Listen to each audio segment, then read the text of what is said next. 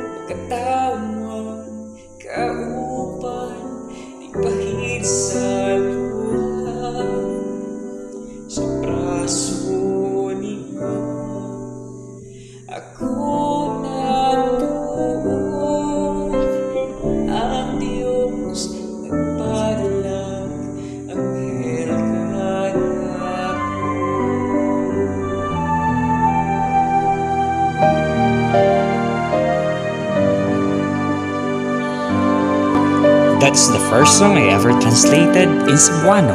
The song is entitled An Angel to Watch Over Me by Sally DeFord for a very important reason. Ihemplo, kinabuhing si Kristo ang usog.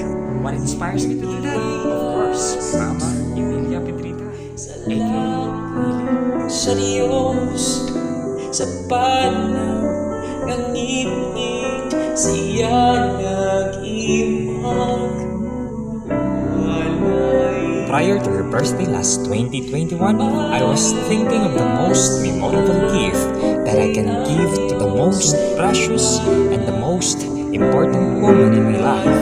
And that version of the song was born.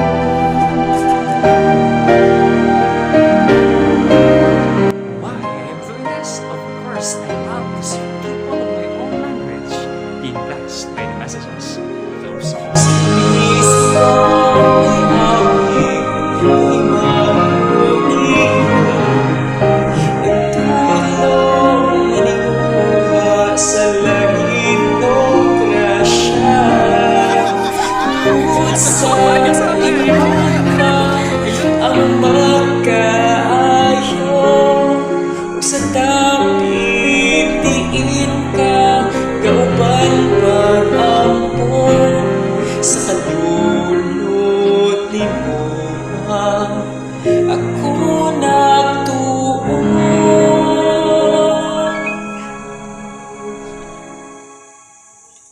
Ang Diyos nagpadala'g.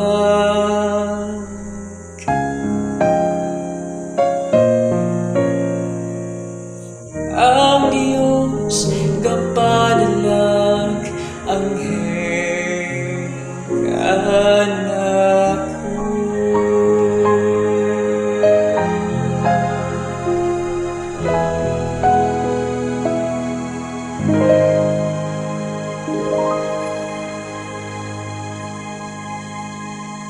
To God be the glory.